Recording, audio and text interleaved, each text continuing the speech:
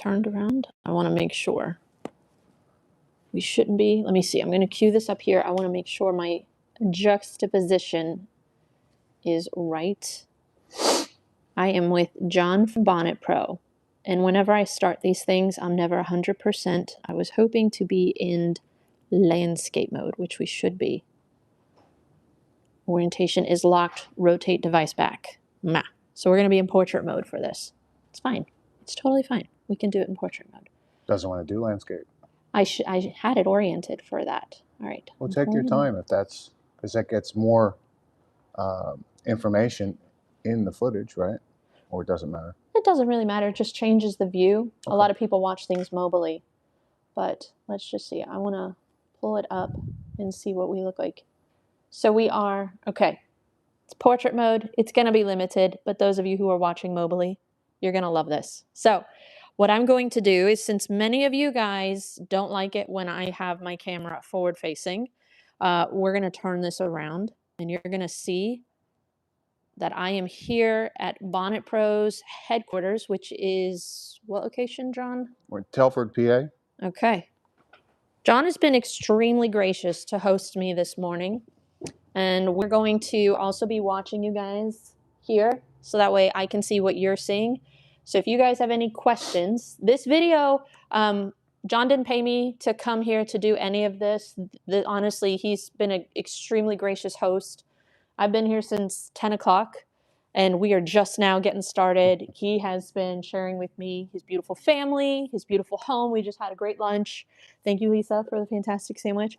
And giving me a little bit of a crash course that I was like, we're going to do this together. My goal with this video is not necessarily for me to tell you guys what I know and to teach him, because this guy knows a lot more when it comes to carpet cleaning than I do. I've watched a lot of your YouTube channels over the years to actually learn from you, but to be able to actually get to sit with you, to ask you questions live. If you guys have questions, to be able to ask and answer them live is fantastic. But I, as an interior detailer, have kind of become known on YouTube for my interior detailing.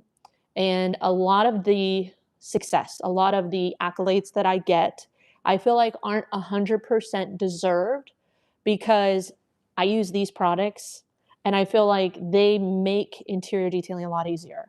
A lot of people are using the wrong chemicals. They're using the wrong products. So when they struggle and say, I'm not as good as Chelsea, well, maybe you just need to try better products. And so my goal with this video is to kind of introduce these products to many people who maybe are wanting to take their interior detailing skills to the next level.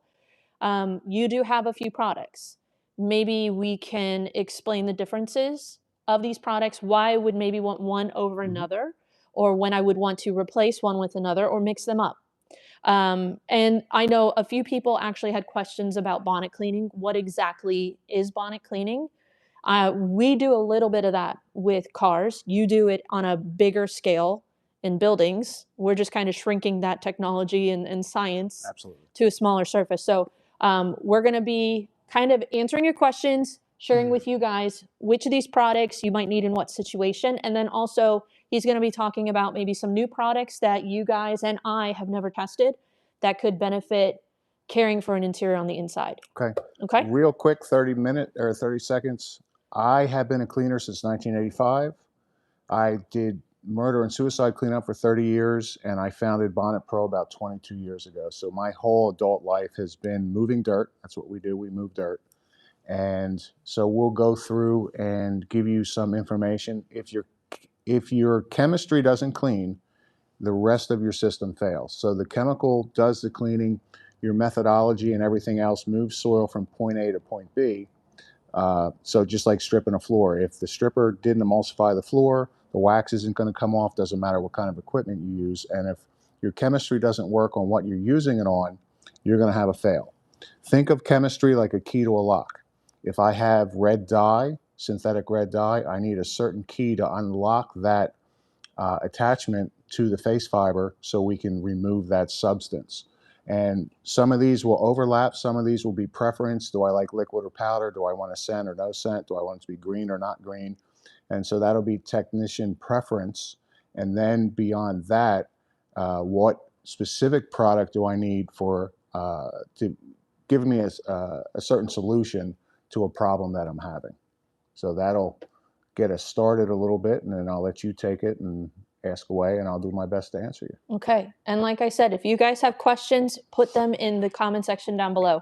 I did have a few people that had asked questions. Like I said, the bonnet cleaning, they wanted to kind of understand the technology behind that. And maybe before we start diving into the chemicals, maybe we should understand the actual What bonnet surface. cleaning does. Yeah, Sure. what we're kind of doing. So hot water extraction is a great tool. I used it for years with truck mounts. I spent 7 years working on the Ironman bonnet, and essentially, put that down. Essentially, here's the difference. Extraction can remove a lot of soil more quickly than a bonnet, but it doesn't necessarily take the film off the face fiber. An example of that is you go to the self-serve car wash, you hit your car with a soapy high-pressure gun, you squeeze the trigger, your arm goes back, it's 2,000 PSI, whatever it is, and you can blast your car, but you can still go over to it when you're done and rub the paint surface with your finger and a film comes off. So that mechanical action of rubbing is what's doing the final portion of the cleaning, if you will. The pressure gun might have removed a lot of the thickness of the soil, but it didn't remove it all. So when I go over a fabric, a carpet with the bonnet, I'm getting that same mechanical action. So my chemistry started the process, and now I'm physically, mechanically removing that film off the face fiber. One of the things that Bonnet Pro does a little different is we have a ingredient, it's a functional protein called AFT, active film technology. They use it in Europe to help mass transit stay cleaner longer. I use it on the car here as well. And basically what that will do is that will help block oily binders and biofilms from attaching to the face fiber. So it cleans easier the next time you clean it, and it also helps resist soiling in the first place. It's not a raincoat, it's not perfection, but it's a layer in the right direction to help assist with the longevity of the fibers and the appearance of the cleaning that you just gave them. So that's built into a lot of our products, which helps. There's also a nano protector or a solvent-based protector to further assist that, but the AFT is a unique step that Bonnet Pro has to offer that built into the product. So no extra drying time, no extra cost. It's already there for you. So how would that benefit in a car? Like, same thing. Okay. The chemistry doesn't care if it's in a 20-story building, in an airplane, in a car. It's the soil that we're dealing with that the chemistry cares about, if you will. So the length of the fabric or the location of the fabric is irrelevant. Does that chemistry that I've chosen respond to the soil that I'm trying to remove, or it doesn't? So location and commercial, residential, auto, it's irrelevant. Okay. So the only difference there would be is if I'm doing upholstery, the upholstery is much, much thinner and requires typically less flushing or less manipulation than a carpet would, which is thicker, heavier, and can hold more soil, and typically does because you get all the grit from the foot traffic. So other than the length or depth, thickness of the fiber, it's still back to what is the soil and what chemistry do I need for that soil. Okay.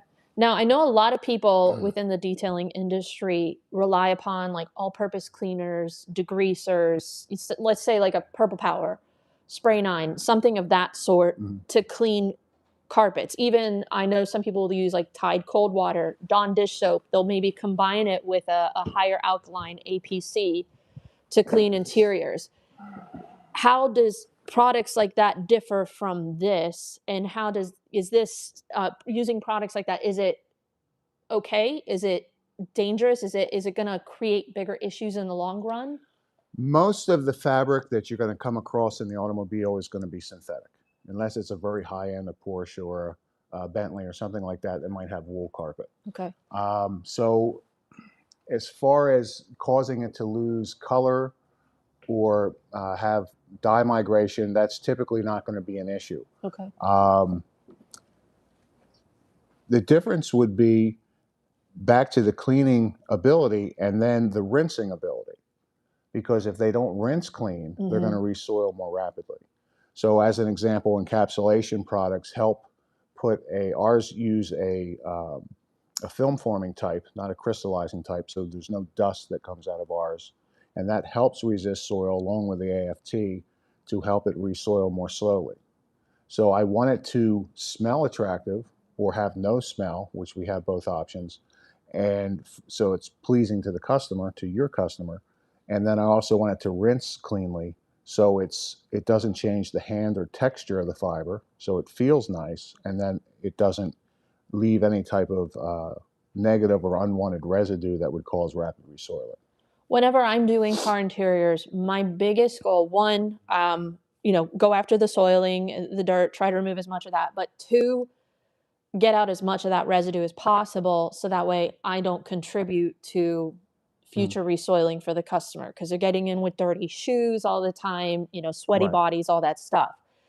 With end cap cleaners, do you have to let it air dry? Can you extract? And if you extract, are you still getting the benefits of that? It's a good question. Like kind of, limited resoiling, or have I removed it by flushing it out with extraction?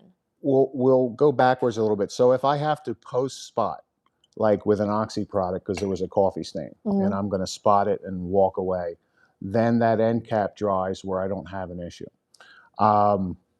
If we're going to extract the encapsulation, at the worst, we've extracted it and we end up back to ground zero. There's nothing added, nothing subtracted. If I didn't rinse out all of the encapsulation, then there's the chance for some positive properties from the encapsulation. Now, we do have radical rinse, which is an encapsulating rinse. I believe we're the only one in the industry that also has the AFT. It's powdered, and it adds a lot of oxy. It adds fresh troops, if you will. So if the pre-spray was burned out, then that provides a little extra cleaning power with the rinse, and then it's an encapsulating rinse. So there's textile rinse like acid lava. If we ended up using a high pH for whatever reason, we can neutralize that back, because most soil's acidic, so we want to clean on the alkaline side, or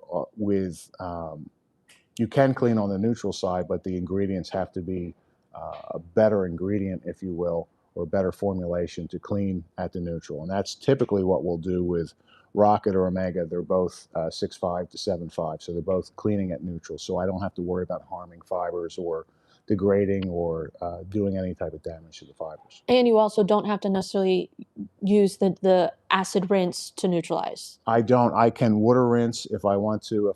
If I'm doing low moisture and doing the bonnet, then I can just leave it, because that's what we do in a lot of the properties when we clean.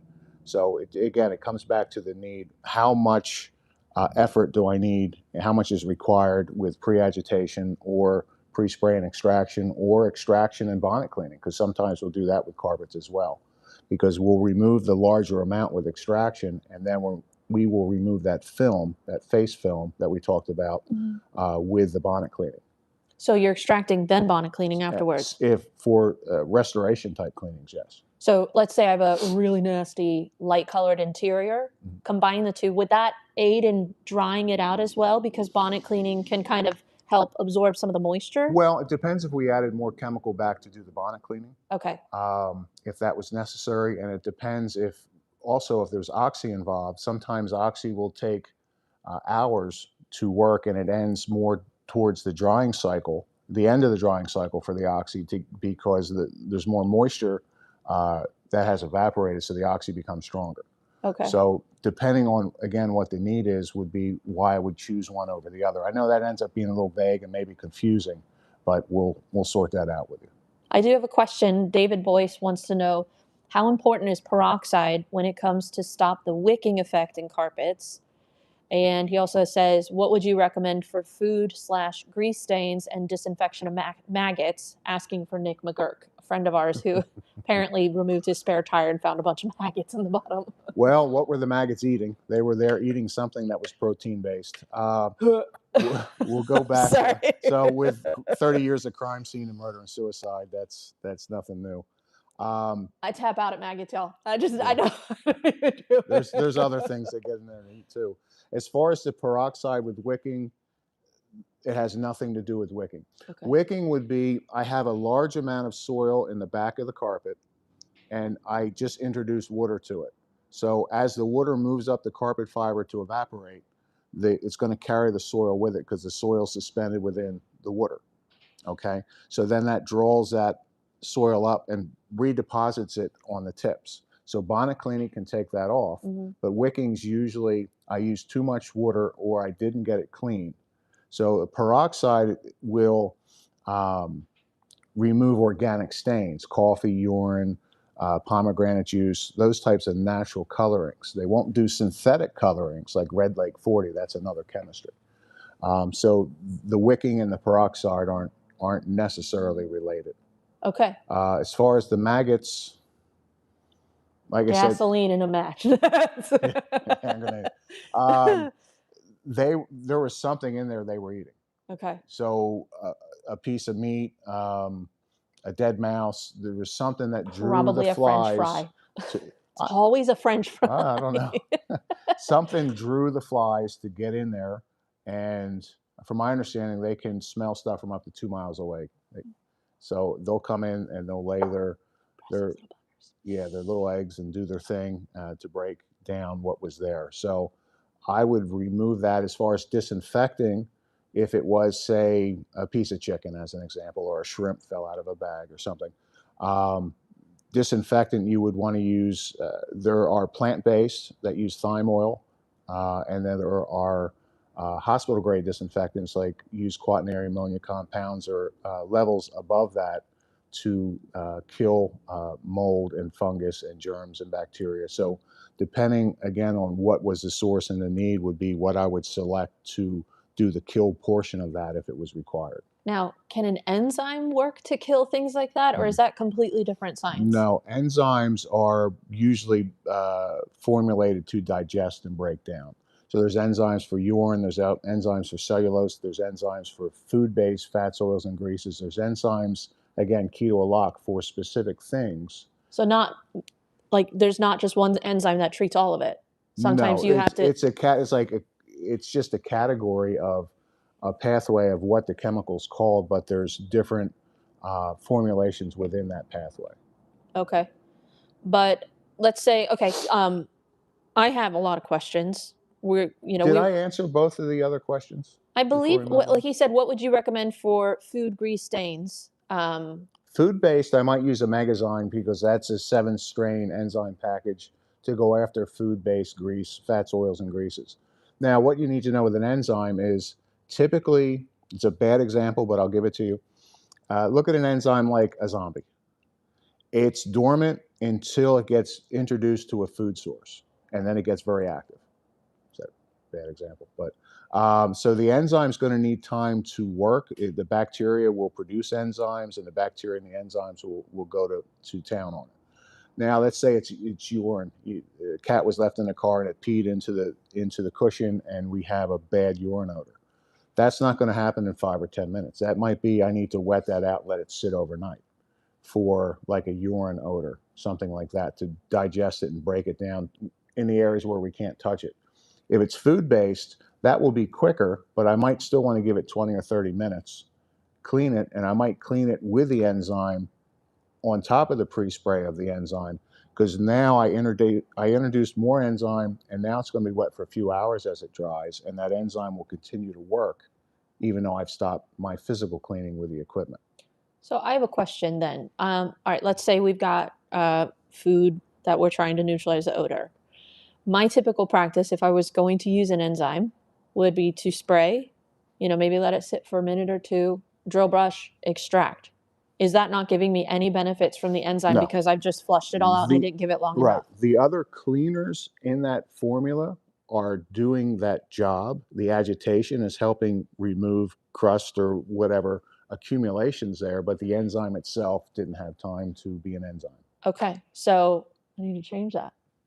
So then how much time, let's say I'm using Omegazyme. Okay. So maybe in that situation, the enzyme wasn't a part of the solution anyway. Maybe it needed just the detergency and the surfactants and the other ingredients to clean it, and it came out. So maybe the enzyme wasn't needed. Now, if I have gravy spilled into the carpet and there's a thick, greasy Let's say throw up, material, because that's one that we see a lot. That's different though. Okay. Throw up is a common thing that a lot of detailers have to clean, and we go after it with an enzyme sometimes. Well, that's the substance, and then there's the odor portion of it. So it's two different things we're looking at. Whereas the greasy chicken gravy or turkey gravy, that's something, or like Crisco, that's what the enzyme, and like a magazyme, is designed to dissolve and start to break down. Okay. Because if we don't get out all the substance, then it might look better because the soil that was stuck to the substance is gone, but with the substance still there, it's going to attract the soil back again rapidly. So it's important to get the original substance out, not just treat the effect of it, but treat the root cause of what's causing the soil. Okay. Does that make sense? Yes. I think for me though, like, I know some people are going to say, all right, if I'm dealing with vomit, point out the products that I should buy. We're dealing with vomit. One of the things with vomit would be, and it's not so critical here because we're dealing with synthetics, which are easy to take care of staining. Sometimes. The vomit environment is acidic, so if there's dyes in the food, let's say dog food as an example, can have red and green dyes and stuff in it, that acidity will help that strike to the carpet fiber, especially if it's nylon. Whereas with polys and different things that are in the car, typically that stuff will clean out much easier. So it's a question of, how do I get the substance removed from the face fiber, as opposed to, did I actually stain the fiber? Okay. Nylon has irregular amorphous areas or dye sites. So when they dye it, it's dyed like a cucumber. The color's just on the outside. Whereas a poly, the color's all the way through it, like a carrot would be. So that's why they're hard to stain, and it's easier to get stains off of them. So the nylon's better carpet. It's more durable. It's more resilient, but it's harder to clean when it comes to staining. But it's easier to clean when it comes to other substances. Okay. So back to the vomit.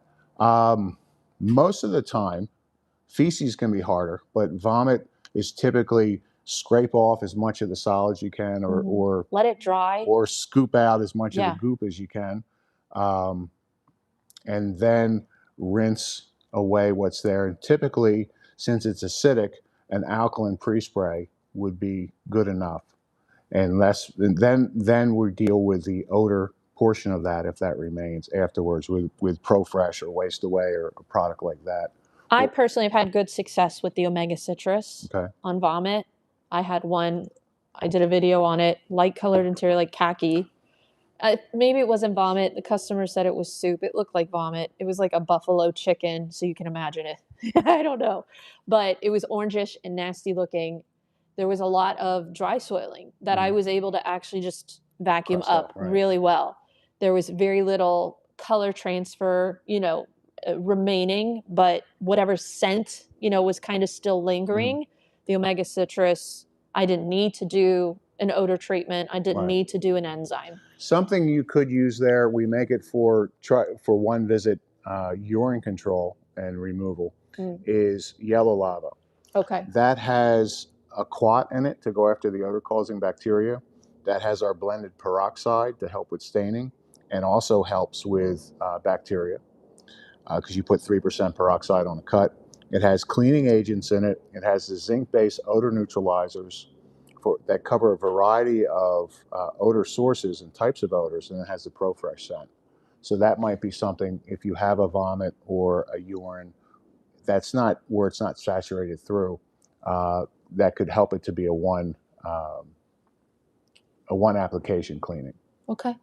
I haven't tried your yellow lava yet, and your lava lines are newer. I haven't tested them too extensively.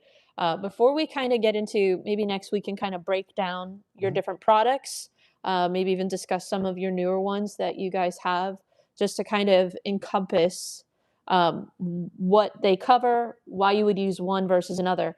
David Boy says, in your line of products you sell, which one would address mold on leather or upholstered seats, if anything? That depends on how long and how deep the mold has gone. Mold is the excrement.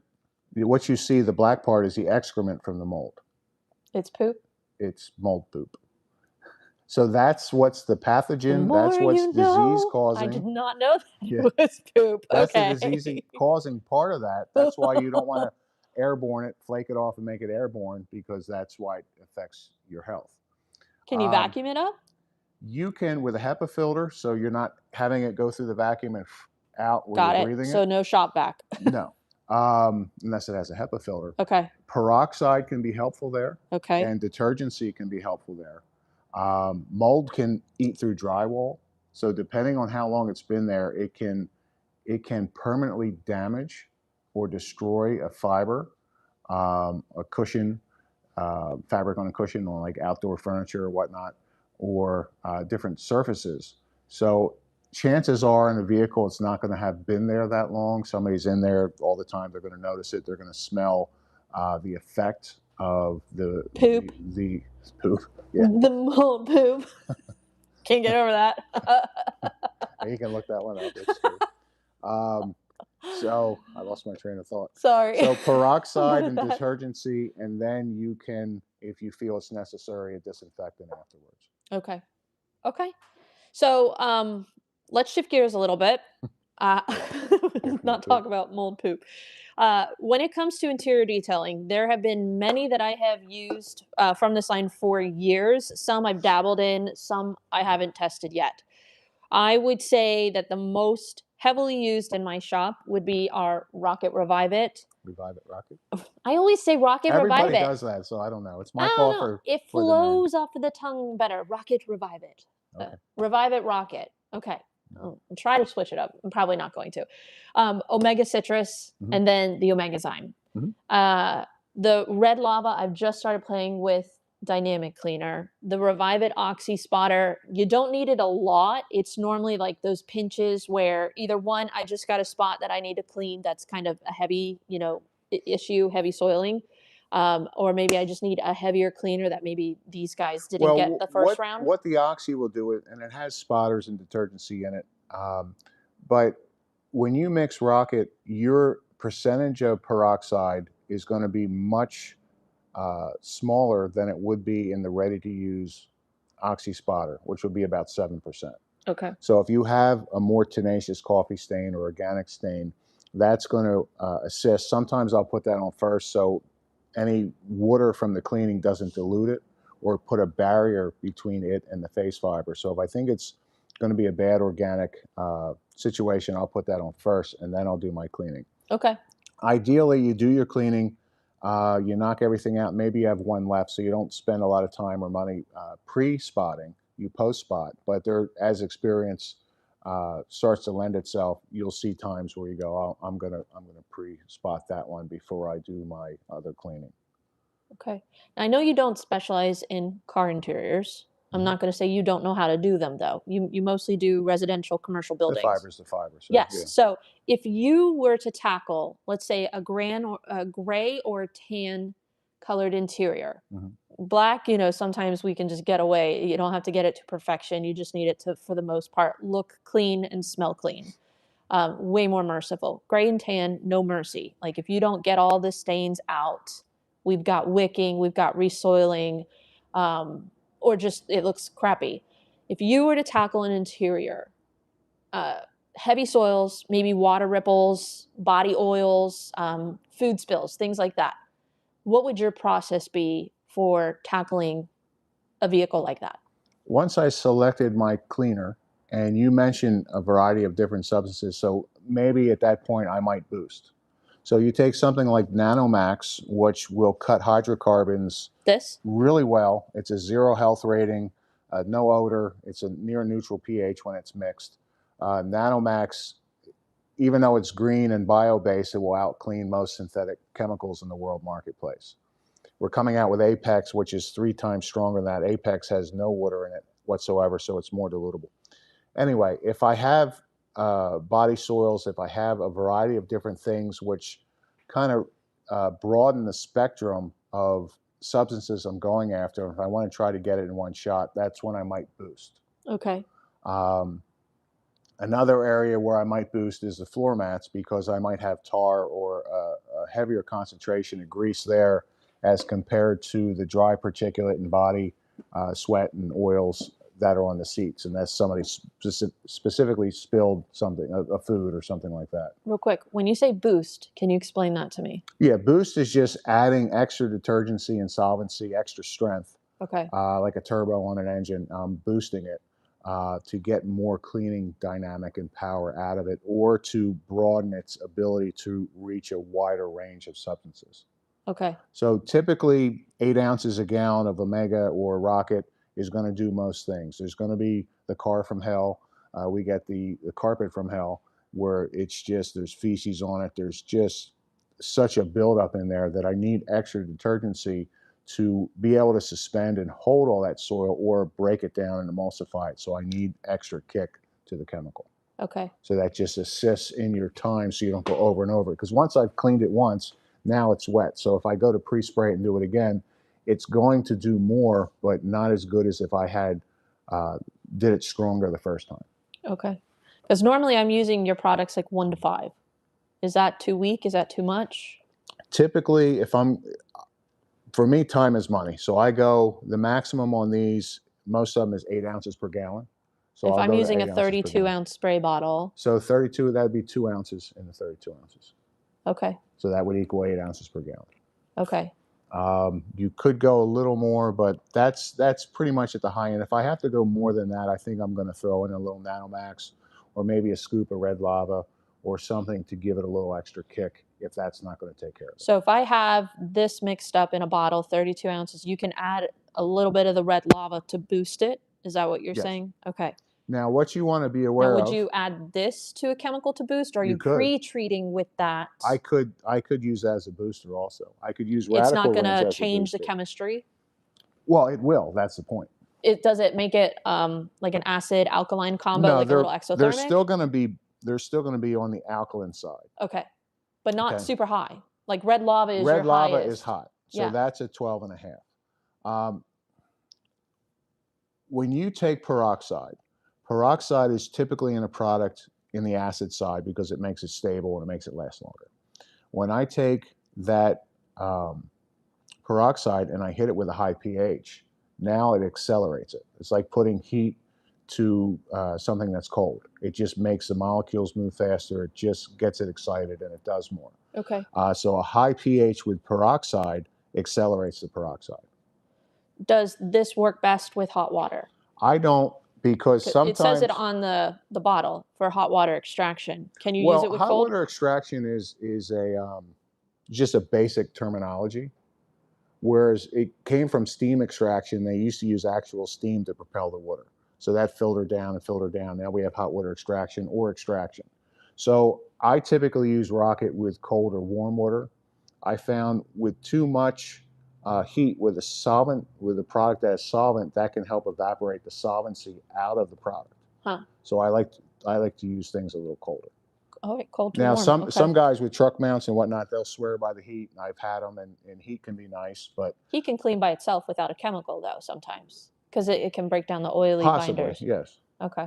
But typically with what I do, and that's not the gospel, it's just what I do, is I'll use cold water because with what I do, it works.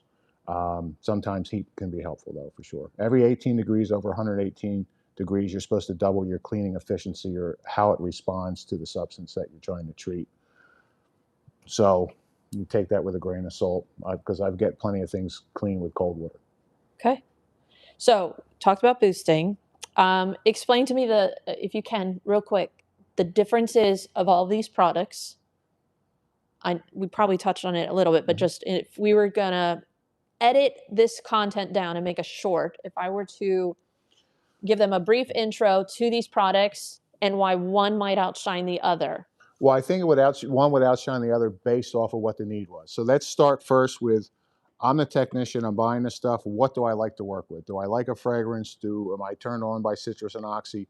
What do I enjoy as a technician spending my money on the product? Okay. So we start there and then we go, okay, what's the need? Do I need it to freshen and deodorize? Then I'm going to use Omega Citrus. Do I have some organic stains and I just like citrus and oxy, the idea of it, then I'm going to go to Rocket. Okay. Do I want something that's odorless and neutral and anti-allergenic, where I have a customer that fragrances bother them and chemicals bother them, then I'm definitely going to use Nanomax. Okay. So it just depends on what you like to work with. Do I like a liquid or do I like a powder? And then fragrance, no fragrance, and then what's the special ability, if you will, of each product, where this is peroxide, this is high pH with peroxide, this is megazyme. Yep. This is enzymes for food-based fats, oils, and greases, or omega citrus, because I want it to do pretty much everything. Yep. And then I can even put peroxide in omega citrus and have the deodorizing and zinc-based odor neutralizers and peroxide and cleaners and neutral.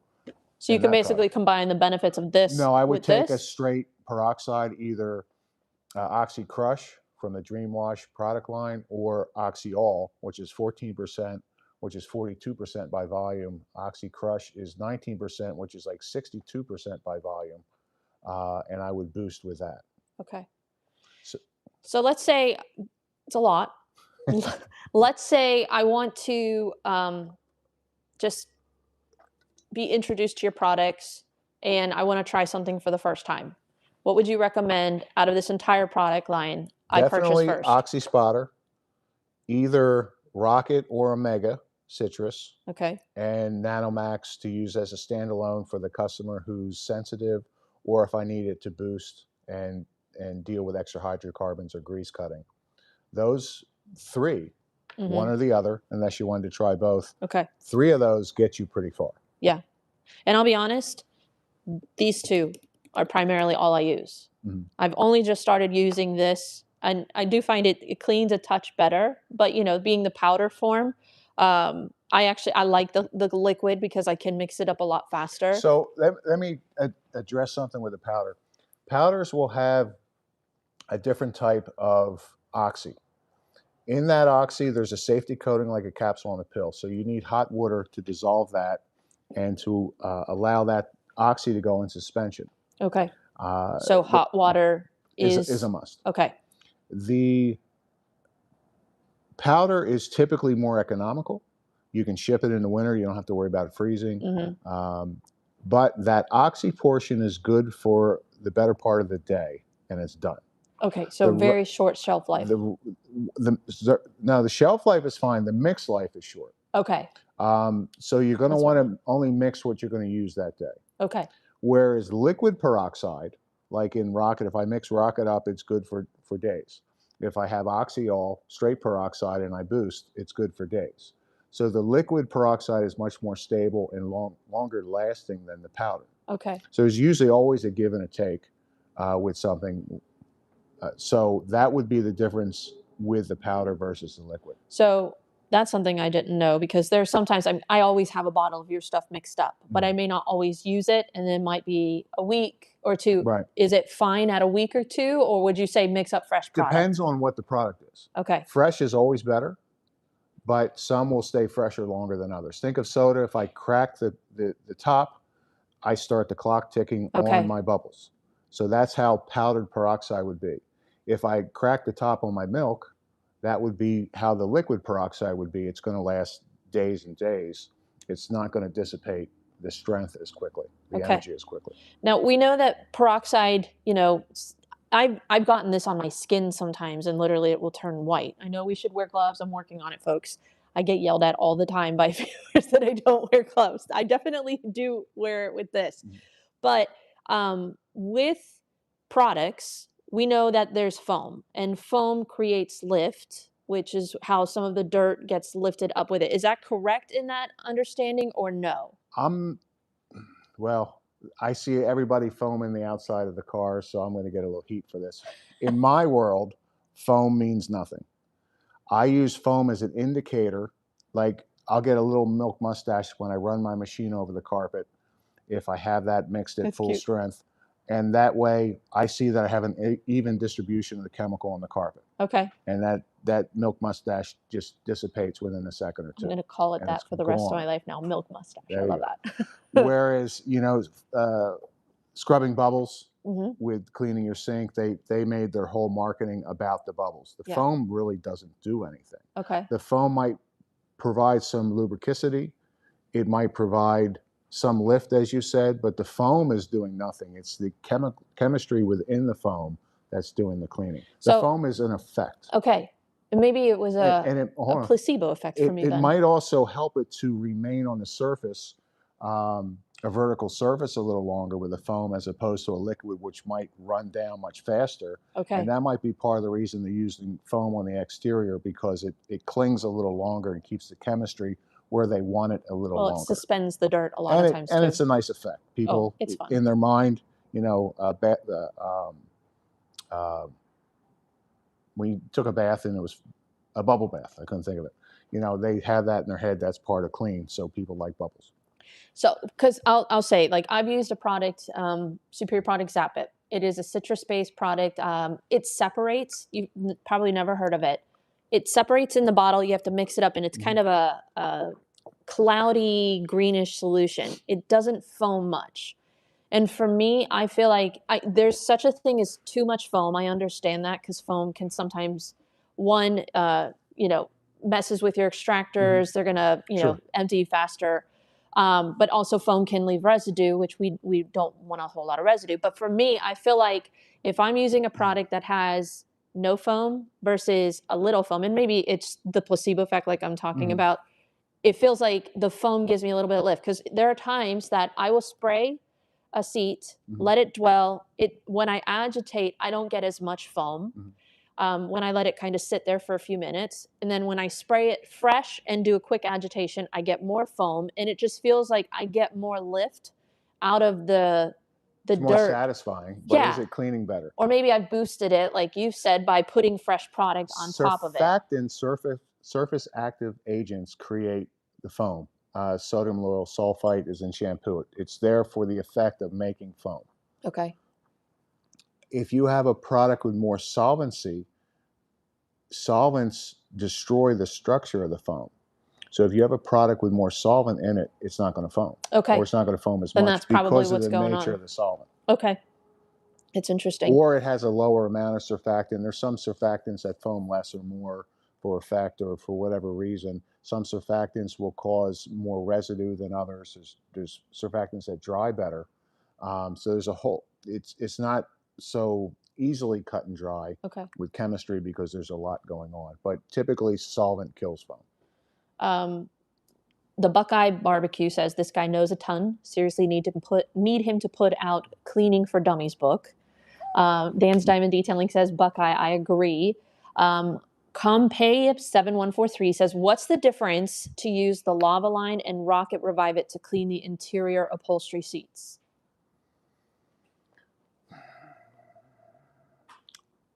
Rocket's going to be a lower pH.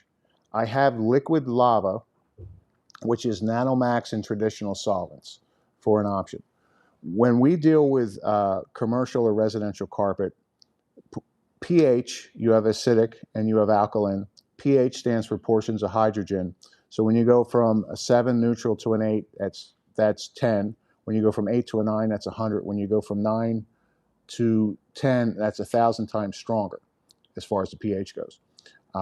So a chemistry above a 9.8 will damage protector. So a lot of protectors are put on at the mill at this point. So in the carpet residential, dwelling world, you don't want to go above 9.8. If I'm dealing with commercial carpet, it doesn't matter. I can go hotter if I think I need to or want to. So that's why I've formulated the majority of my products to be sub 9.8 in the pH. So they're not going to damage the... So, and then I can more safely, if I want to put protector on afterwards, they're not going to be a conflict. Okay.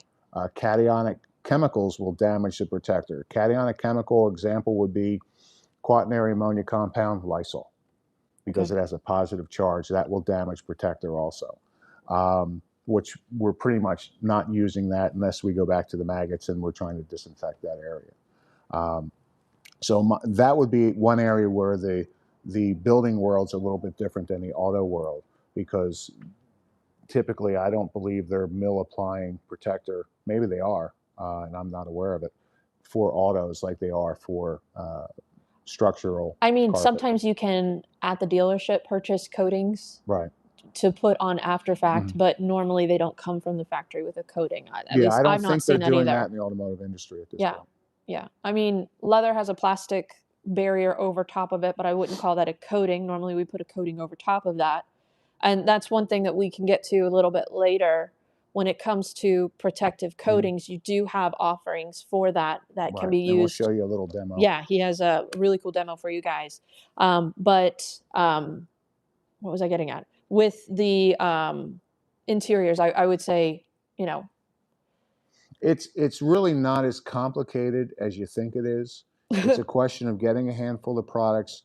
Will there be a time period or a vehicle that challenges you with what you do every day? Yeah, that always happens. That's fine. That's why we're professionals. We overcome those challenges. So then we have offerings, whether it's a different spotter or a different booster or whatnot, to deal with that. In general, what we're talking about is going to take care of 90+% of what you're dealing with. There's always going to be something, oh, my kid put permanent mark all over the seats, or the cat peed in the back of the car, or, Uncle Harry vomited all over the place, or I spilled milk into the carpet and the padding, and that's a real problem. yeah. Or fish juice Oh God. and things like that. So, but in general, the soiling we're dealing with is, we'll say, fairly easy. It's the specialty problems that come up. My kid had a nosebleed, and there's blood all over the back of the seat and the floor and the back cushion.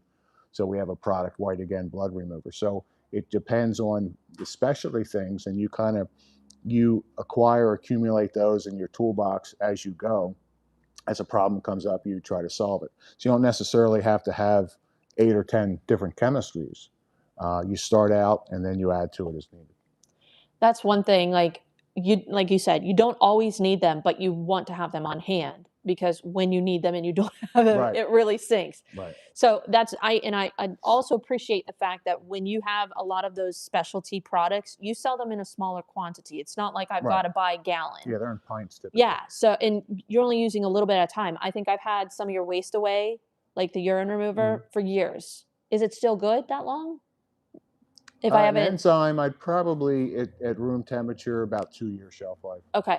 I don't know. Some of my other products, I've had people have them for 4 years and they were fine. Okay. But typically 2 years. And Oxy might be a year and a half, a year, depending on temperature. So Todd Hill says, if we can't carry a lot of chemicals nor an extractor, what 2 or 3 chemicals should we have? Well, back to Oxy Spotter, either Omega Citrus or Rocket, whichever you think you'll prefer, and then Nanomax as a booster or a standalone. Those 3, I mentioned 4, but 2 of those are one or the other. Those 3 products will get you pretty far. With bonnet cleaning. Yes, Okay. with any cleaning. Now, can they be used just like spot clean? Well, the Oxy Spotter can be. Okay. The no rinse here. That's this right here. No rinse is a little bit stronger for inks, and for greasy soils, you would use no rinse. Car wheels, that works really well on it, and it imparts the AFT, so the wheels stay cleaner longer and are easier to clean from the brake dust. So repeat that. Okay. This product, which we normally use for carpet cleaning, can be used on the exterior. Mhm. In fact, we were going to demonstrate it today, but it's like 40 degrees outside, so we're going to actually revisit it. But this car is has like 300 miles on it. Here, I'm going to show you guys. This is his beautiful BMW. We're all car people here. Take a look at this BMW. And he washed it with Omega Citrus. So what that did is it actually is supposed to help prevent resoiling on the exterior. Right. Now, I want to play with it more in the realm of, is it going to weaken protection? Is it going to stain the paint? Can we wash with it in direct sunlight? Like, those are all things that I'm curious about that you were like, I don't really know. We're going to play with it. I'll tell you the story real quick. Yeah. A friend of mine from Australia, well, customer, now he's a friend, has been buying from me for about 17 years. Leo Powell founded the Australian Carpet Cleaning Institute. Him and a professor back in the 70s, they had 13 full-time lab techs. They started the indoor air quality movement. Okay. When Dyson was getting started and they were trying to see how they could compete and overcome Japanese Panasonic, They bought Leo and the professor's information on soil, and they bought all their data, and you see what's happened to Dyson. That's not just because of these guys, but they were part of that foundation. So anyway, told you that story to tell you this one. Leo's been telling me for years he's been using the Omega to clean his vehicles, that his mates always say, why is your car so clean? What are you doing? And so I started to clean with Omega, and I'm in the infancy of it. Leo's been doing it for 10 years, and he swears by it. So I figured, knowing how intelligent he is, I'm going to give that a try. I've used the no rinse spotter before when I had a Cadillac CT6, and it would keep the wheels cleaner longer. It would probably about double the time that they would stay clean before I had to re-clean them. I'm intrigued. So now I'm going to do the whole. I did this on Monday. Drove to Philly. It did get dust on it. It rained. I just took a towel to it real quick. I don't see scratches. It looks pretty nice to me still, but I'm still in the infancy of it. But Leo swears by it, so. And you said he's in Australia? Yes. And Australia, from what I know, is an extremely dusty climate. So. And Leo's very picky. Very smart, but stay tuned, because I'm sure you're going to share updates on your YouTube channel, and I just might have to test it out. Maybe we'll wash one wheel with it and another not, and see if we have any differences with resoiling. And when I come up to Lancaster for Sight and Sound, maybe we could stop by and we'll Omegafy this car at your house. I want to know if it can be foamed in a foam cannon. I think it will be, because there's surfactant in it, so I think we can foam it. And that would be pretty cool, because I haven't done that. I've got all the toys. Who is it? David Boy says, barbecue ribs sauce smeared all over my driver's seat, purposely applied by my ex-girlfriend. Any suggestions for stain removal? That's why she's your ex. So we have food-based grease. We may have some coloring in the barbecue sauce, which would be the problem. A Megazyme for that, and give it a dwell time, agitate. And a little trick, if you're extracting, sometimes I'll put down the pre-spray. I may groom it, I may not. And then I'll dry vacuum it out. No water at this point, just dry vacuum it out. I'll put down some fresh pre-spray, and then I may groom it, and then I'll wash it. Whatever goes in first, our barbecue, comes out last. So when I put the pre-spray onto the substance, the barbecue sauce, the blood, whatever it is, that pushes that in deeper. So when I vacuum that out, dry vacuum it, I just lifted it out and lifted out X amount of it percentage-wise. I took a layer, 2, 3 layers, whatever it is, off of it. Then when I hit it again, it breaks it down further with fresh troops, if you will, that are come in stronger to the fight. And then I'll do a dry pass, and then I'll rinse it. And sometimes that technique can help us with more heavily soiled situations. Okay. So spray your chemical, agitate. Dry vacuum. Spray it again. Dry vacuum it, now rinse it. Now wash it. Okay. But that barbecue sauce, like I said, my concern there would be, if I looked on the label, is there a dye in that? And then I might need some oxy at that point, or some nano, to help break that down. So again, Vice Detail, I think he was late. He did say, damn, I'm late. Recap, 3 products must try. Oxy or Omega Citrus, Oxy Spotter, and then Nanomax. All right, so he said Omega Citrus. If you want it to freshen and deodorize and leave a scent that'll linger.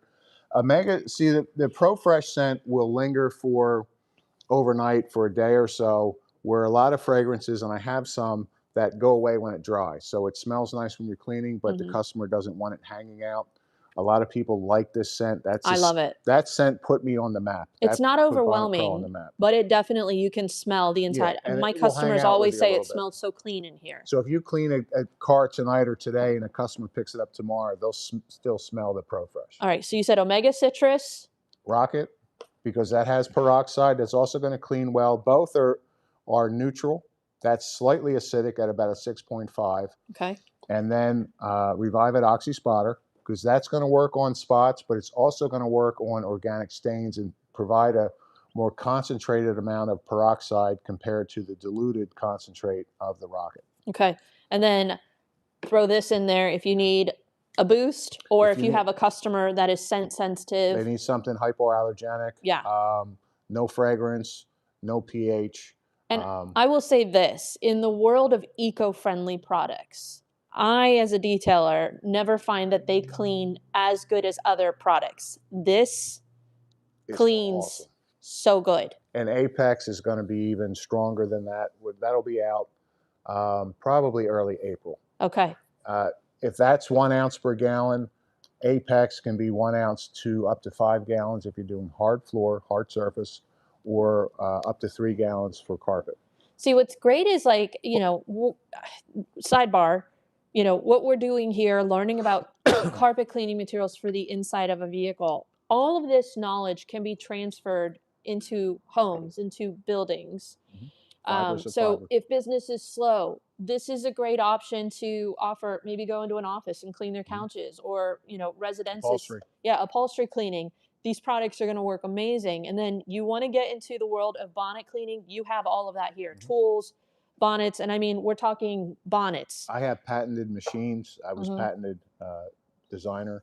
I have ride-on machines that I used to make, two-headed battery-powered machines. I have stick machines, which are plug-ins, which are the Bentley in the industry. You can buy a machine for 800. Mine are like $5,000, but they're the best in the industry because of build quality and materials and features and whatnot. So, but that bonnet cleaning transfers down to a car, to a drill, a pad holder, and a cotton blended bonnet, where this is pretty inexpensive to get in business with. Yeah. So as compared to a premium carpet machine, because we have to cover a much bigger area, so we need bigger, more expensive equipment. Vice Detail, because he's saying omega citrus, is this good for no extractor 1 chemical? That's an end cap, so yes. Yes. Now you're going to want to extract based off of, and you may not know it when you start the job, based off the amount of material that's in that carpet, right? Or in that weave, or that fiber on the upholstery. So the simple answer is yes, because it's an end cap. Does the amount of soil dictate whether I go to low moisture and bonnet, or extraction, or both? Yeah. I think that for me is where I see some people struggling, because I see, and again, I'm not the authority. A lot of people they'll spray their chemical, they'll drill brush, they'll take a steamer, like maybe a triangular head with a cover over it. They're going to town thinking they're breaking down, loosening all the dirt, and then sometimes they're just going over it with a microfiber and done. Is that sufficient?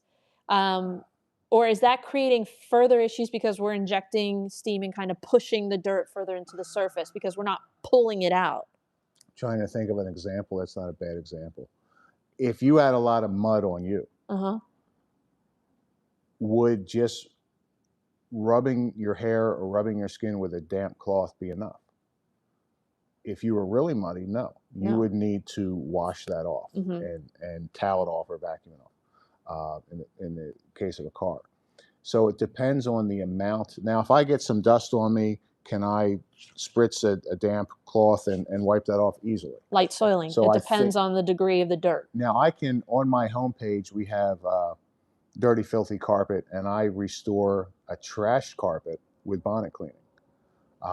So again, it just depends on your situation. There's not a one size. If anybody gives you a one size fits all answer, they're either ignorant or they're trying to sell you something that maybe you shouldn't buy. The truth is, after 40 years of cleaning, there's a lot of variables, and you can cover a lot of ground with certain foundation of either products or experience, but there's always going to be things that you need to expand that foundation off of. Yeah, I mean, I use a Aqua Pro vac extractor. I use the Aqua Pro steamer. I rarely steam, though. What situations would you say steam should be used and steam shouldn't be used? In my world, I don't use steam. The only time that I would have used it is if I was using a synthetic red dye remover, and the steam can help accelerate the chemistry. The transfer. So to either transfer it or break down that chemistry, or I'm sorry, have the chemistry, the product break down the structure of the red dye. because red's the weakest wavelength, so it's the easiest to remove. I use a product called Red One, and it uses, you spray it on, you put like a white terry towel on top of it, and then you steam, and it transfers the color from the carpet to the white terry towel. Well, it transfers a brown. A brown? Right. Okay. If you look at your did you say you're using an iron or a steamer? Your steamer. A steamer, yeah. So you're Either getting or. It could be an red on iron the or a towel? steamer. Because Yeah. usually when we do it, we use a towel, a wet towel, and an iron, and that'll turn kind of a brown from the chemical reaction. You'll see that the red's gone, but you've ruined your iron because of the tenacity of the chemistry, and then that towel is usually salvageable. Okay. But steam, I started trying that. The only time I used steam is when I had something that was biohazard or really thick, heavy grease that needed to be dissolved. I'll use it for maybe tar. You know, sometimes you get what they rock and stones. Just dissolve that down. It breaks it down. Maybe if there's something sticky, normally you want to actually use ice or cold to remove the glue or the gum, versus steam, because it's just going to melt and make a big old mess. So remove the hard substance first. Then if there's any adhesive left behind, sometimes the steam can break that down. But I just see a lot of people, steam is a staple for their interior detailing. I was always taught that steam with the wrong cleaner, let's say you're using too high of a pH on certain stains, can set the stain. Too much, even with the red dye, we'll set the iron to the lowest heat setting that it'll make steam, so we don't set it. Okay. And then we'll give it a limited amount of time on that stain to have that chemical reaction take place. The only way I would see where steam would make sense is if you have peroxide or something that that heat's going to accelerate the chemistry. The steam itself is more of an accelerant than the steam itself doing the cleaning, if that makes sense. Okay. So the heat is what's assisting the chemical reaction. Okay. So we've got some good chatter. You guys are all sharing a little bit of your processes. Some says I like spray chemical, drill brush, bonnet, and steam if necessary. Juice, I don't know if you're being sarcastic. He said I like using a wet rag, no steam or extractor. Well, you could get transfer with that. Depends on the amount of soil. It's a form of bonnet cleaning, essentially. Yeah. Just heavy soiling, it's just it's gonna be more problematic. Yeah. Time and place, like you said. There's a lot of different variables. A lot of the interiors that I work on are really, really nasty. So can you kind of give me a brief introduction to your lava line? How are they different than some of these chemicals? Do they have a place in the automotive world? Well, are they more for carpets? You could certainly use the acid lava as a textile rinse. So if you, for whatever reason, used a higher pH, or some people just like the textile rinse because it can brighten and it can leave fibers soft because you're removing all the alkalinity. Okay. That would be something that would carry over. The liquid lava, because it's a lower pH, that would also be a carryover or a spotter or a booster. I don't know if I would use the red lava in the cars or not. I think on a floor mat, that would be a place for it. Okay. I don't know if I'd use it on the rest of the car. Because of the potential of having a high alkaline on the skin? I don't think it's going to hurt anything. I just haven't done it, so I don't want to give you an answer. I'm not sure. Well, I have. It works good. Okay. See? Eddie would say it works good too. Okay, so let's show them real quick the Guardian. Okay. We have a quick demonstration over here. Before we go there, okay, there's two different ones for a reason. This is a green product, no forever chemicals. It's water-based, so it's going to be better as a stain blocker and a dry soil blocker. So the thing that's going to hurt your fabrics, your fibers most in the car is going to be grit and stones and things that get in on the floor mats and or the carpet around the floor mat, which is going to abrade the fiber, scratch it, and make it look dull. Okay. So that would be a reason I would use that. The solvent base is what I have the mat from the car, one treated, one not. Solvent's always going to be a more expensive product. It's going to be a more performance-based or oriented product, because that will block stains, that will block dry soils, but that also blocks oily soils.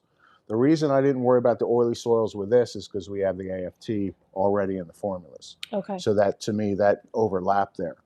The solvent-based, I can use this on natural leathers like boots, and it won't change the color. Car leather, a lot of it's not leather, so I'm not going to suggest that at this point.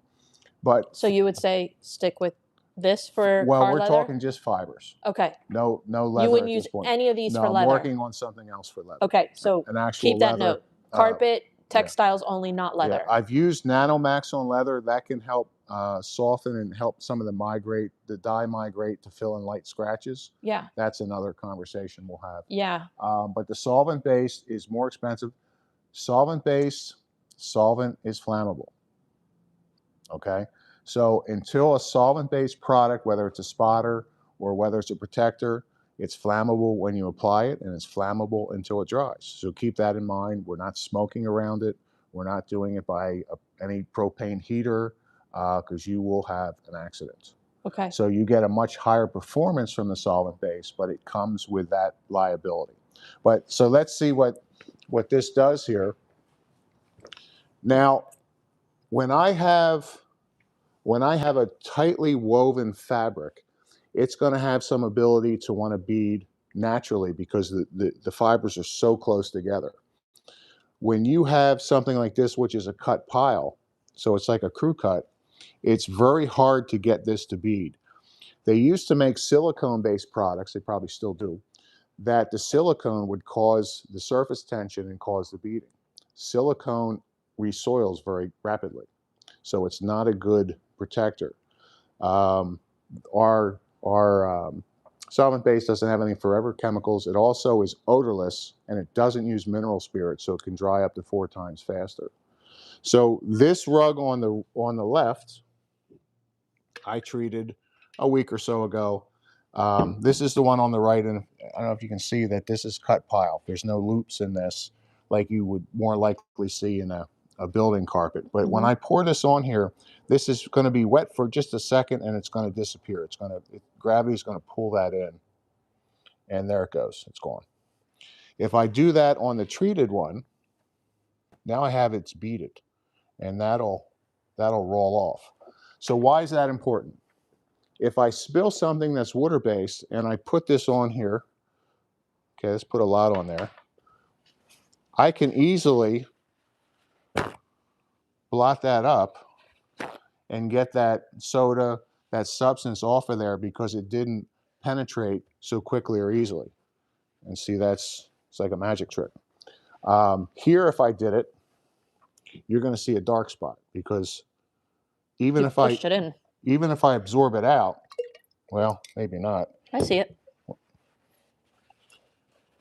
It's not going to be as easy to pull out because it's already saturated and absorbed somewhat into the fibers.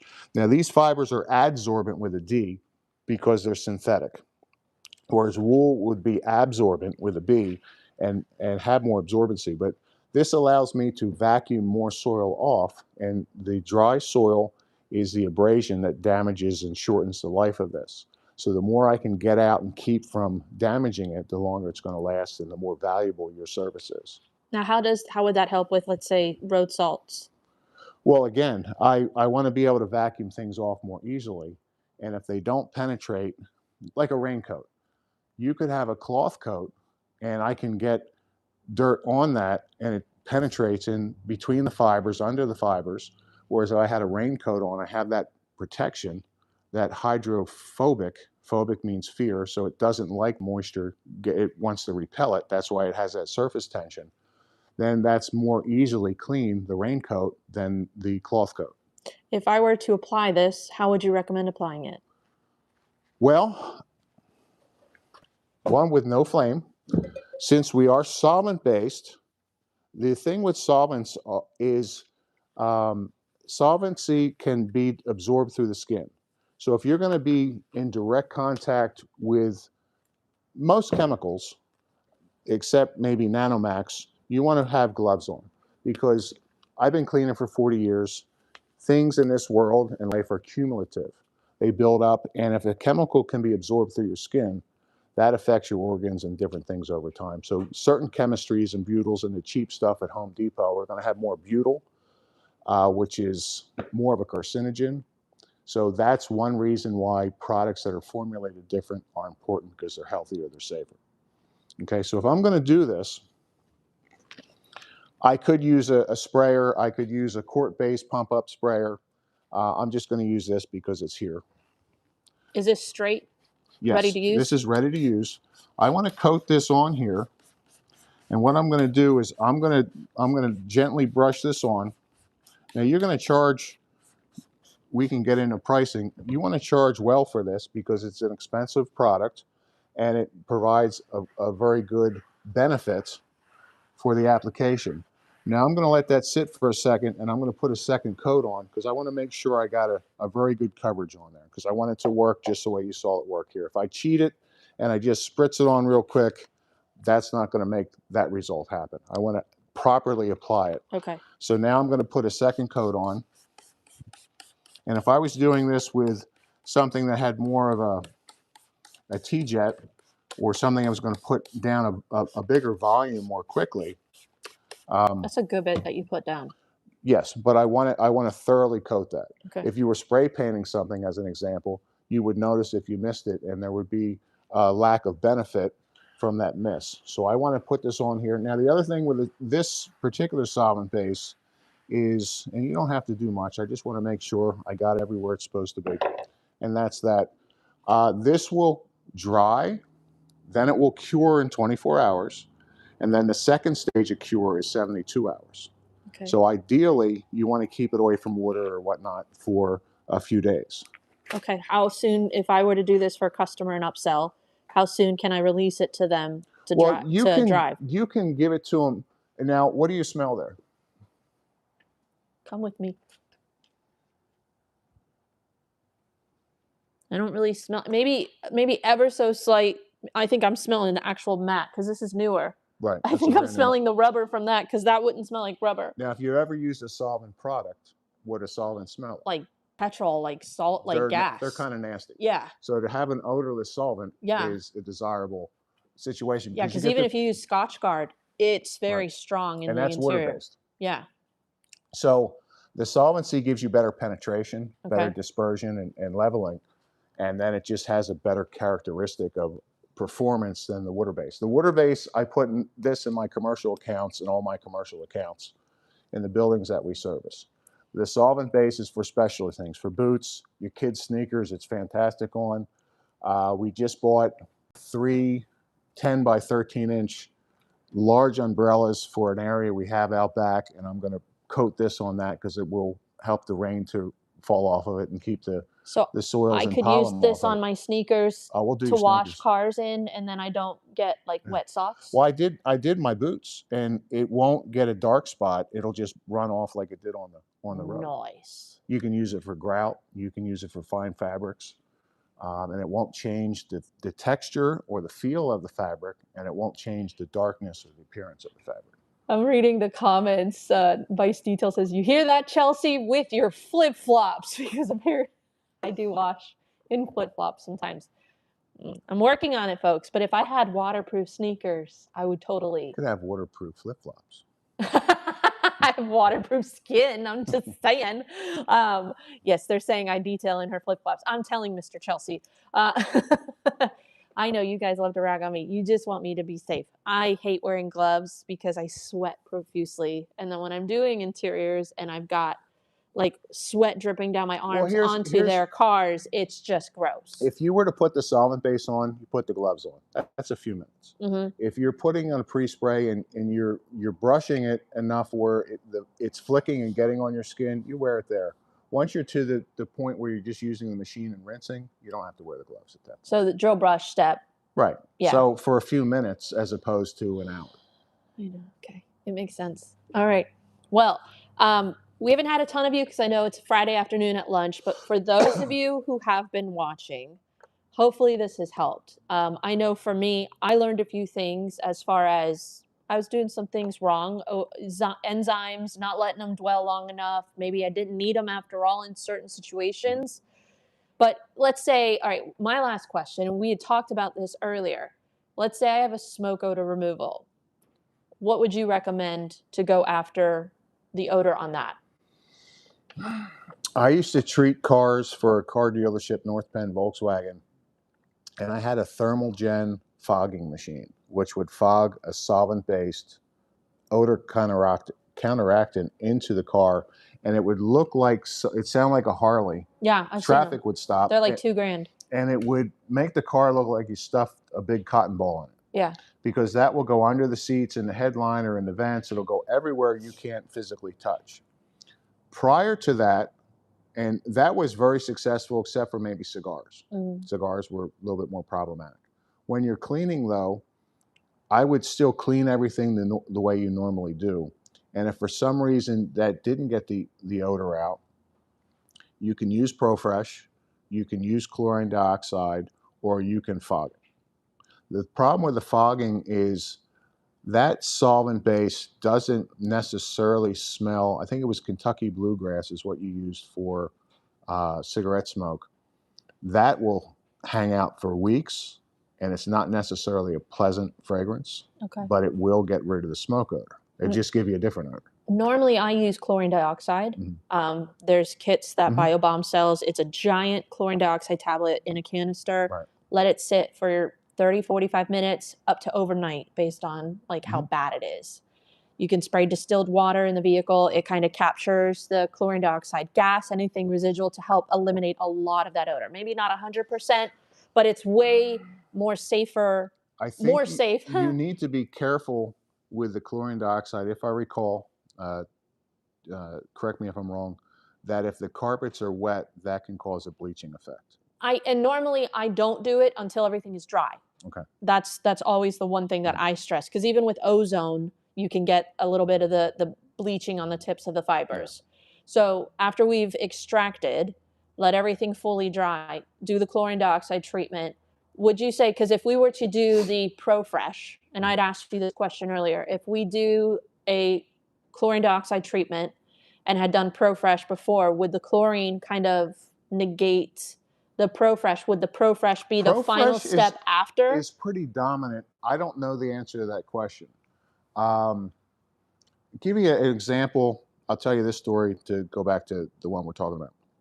So let's say I'll take it out of the biohazard world. We have a piece of chicken on the countertop, and it's sat there for 2 days and it's spoiled, right? So now we have a protein odor. It stinks bad. We have rotting flesh, essentially. So I want to remove as much of that physical material as I can. And now we have a film, a little bit of dried liquid, a little film on the countertop.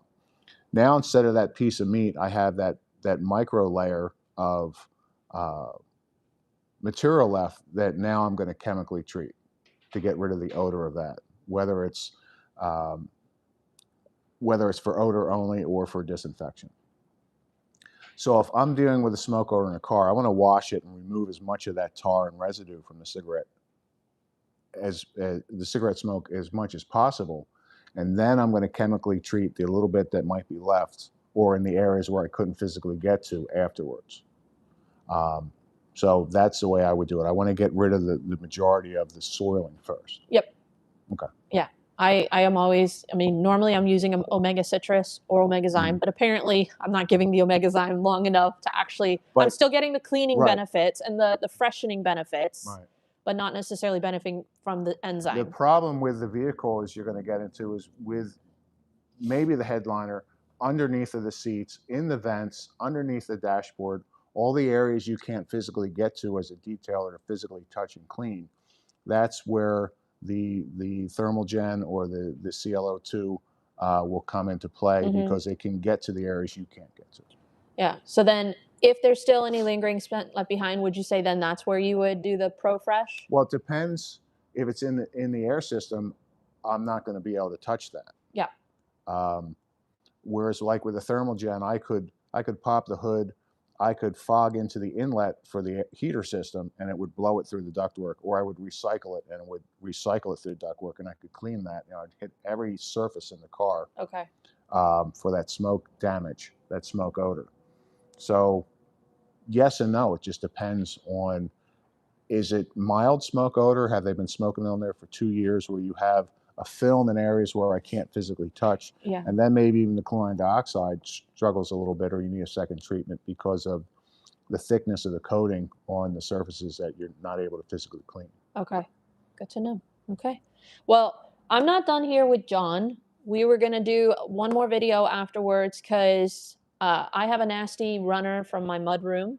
We were going to do a quick kind of comparison of all of these products, if there is any visual difference. If not, and again, a lot of it, to recap for those of you who came late, a lot of these products are going to give you similar cleaning capabilities. A lot of it's going to be based on scent, kind of experience, what you're looking for, and also Powder or liquid. Yeah, the kind of level of dirt that you're looking for. We've got more of a acidic kind of 6, level pH product here. Your red lava is going to be higher alkaline. 12. Yeah. Your omega citrus, omega zyme, very similar cleaning capabilities. This had, they still have the AFT. They still have the ability. Omega zyme doesn't have AFT. Okay. But that's pretty right, much because you else said that the enzyme stable. would kind of defeat that. The functional protein and the enzyme don't like each other, Okay. so it's not stable long term. Okay, so the AFT is in our Revive It. It's in the rocket, it's omega in the citrus. spotters, it's Yep. in the majority of everything else I manufacture, but it's not in that one particular product. If people want to know more about these products, where do you recommend they go? Well, Bonnet Pro has a lot of product information and videos for pretty much each product at the site. On the bottom of my footer on the homepage, there is another menu bar, and in there there's a video EDU section where I have written articles by myself and other people. Even we took an electron microscope and tried to measure the thickness of the polymer on a fiber, and I have pictures of all that. It's kind of cool, actually, because we have the same fibers in there. And then there's some videos of how-to videos. Now, a lot of that's carpet, but as far as general methodology and understanding, we're just shrinking down the method into a much smaller atmosphere. If you guys want to learn more about car interiors, how to clean them like a pro, watch professional carpet cleaners. That is probably the one thing that has, I think, given me a little bit of an edge. Because like you said, I've taken all of the skills. I mean, I love before and after videos. Sometimes my YouTube feed is literally watching people clean carpets or clean area rugs and seeing how they switch up their chemicals sometimes. There's a ton of agitation, rinsing, it's not just treat, agitate, done, that's it. There is a science behind this. There's a lot of chemistry behind carpet cleaning. You have to understand kind of the pH of the stain to know how to treat it. Most of it's going to be acidic, so we're going to do alkaline pre-treats. Yeah. Most of the time. Not always, but most of the time. But if you want to become better at carpet cleaning, I recommend you guys check out their YouTube channel, check out their channel, their website, because like he said, they have all these tutorials. If you're wanting to just introduce yourself, I would say start here with our Revive It Rocket or our Omega Citrus. If you want to kind of expand that line boost, you have sensitive customers, try out their Nanomax. If you've got some heavy soiling or sometimes in those pinches, add this to your cart. I mean, I've tried a lot of your products, not all of them. I've never had a bad product. They have all done exactly what they say they're going to do. Sometimes I don't need them, but the time that I do, it's nice to have it in my arsenal. So, question for you. Since we talked about protectors, this is something that's out of my range. Yeah. What would you charge to protect if you had just carpet and maybe the trunk, or maybe you had the seats and the carpet and the trunk? What would you charge for protector? I probably would do at least $50 a row. So 50 a row. Okay. Yeah, it could be potentially $150 upsell, because you got to think, 1, the material, 2, the time to apply, and 3, the time to dry. So just take all that into, and that's just And the off the solvent top of base my would head. be more. So if you're doing the rugs and the seats with the solvent base, do you want to do the trunk real quick? See how easy that is to apply, and we can show them real fast how to do that. And I like to have, again, in the carpet world, I'm going to switch this tool out.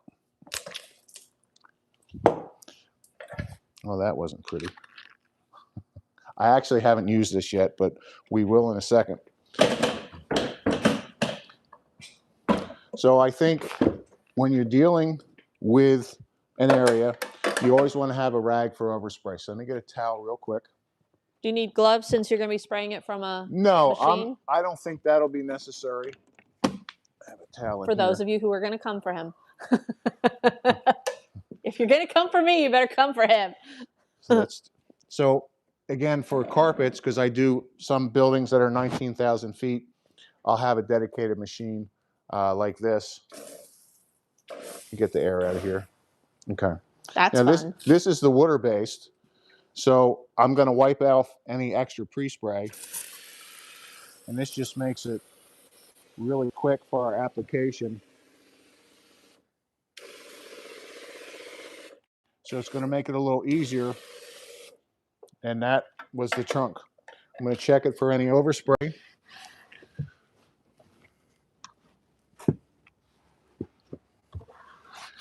And that will help that to be easier to vacuum. If I'm using the solvent base, I may not use something that's going to be this aggressive to spray because this is 120 PSI. I would probably use more of a hand pump, which is a little lower PSI, and I can control the shape of the spray coming out. I just have more control over it because I don't want the solvent base all over the dashboard or the console or anything, but that will provide the better protection. So water-based for carpets, would you say for mats, solvent? If it were me, the mats and the seats, I would do the solvent, and for the, the carpet and the trunk, I would use the water-based. The water-based is cheaper. It's that quick and easy to put down. And the solid base, I can use the trigger, and I don't have to have an additional sprayer if I don't want to or need to. Okay. I'm going to put you guys back down. Now, as far as his products, we're going to be testing out probably at least the Omega Citrus, the Nanomax, the Revive It Rocket. If there's other products that you guys have questions about, let me know, and I can either try to do follow-up videos or demonstrations on customers' vehicles. And for those of you that want to know more about interior detailing, just make sure you subscribe to my channel because that is one of the things that I am most passionate about. But John, thank you so much for taking the time. Thank you to those of you who tuned in. Hopefully this has helped you guys out. If you want to try out any of these products, I did put a link and a coupon code that John has graciously provided in the video description down below. We can put a link to AFT if they want to know more about what that's going to do for them also in there if you like. And that might be helpful. Okay. You had said this was a podcast, and I'd said, no, we're going live, but it feels like it was more like a podcast, but a little bit of both. But it was fun either way. What she said. I used to have a podcast. I kind of miss doing it. So this felt very much like those good old podcast days. So for those of you that missed Behind the Details with Chelsea, here you go. This is for you. And make sure you guys give us a thumbs up. Would love to see lava used, David. We will definitely do that on my carpet, and I will be playing more with the lava products as they come out. We'll get you some Nano Spot Max, and we'll get you some other products to play with also. I'm getting some goodies coming home with me. That was one of the exciting things. So I will be putting them to use. Make sure you guys follow John. Thank you again. This was a privilege. And guys, just get out there, buy some products, start trying them out. You're going to love them. I guarantee it. But thank you. All right. See you guys. We'll see you in the next video. Have a great one.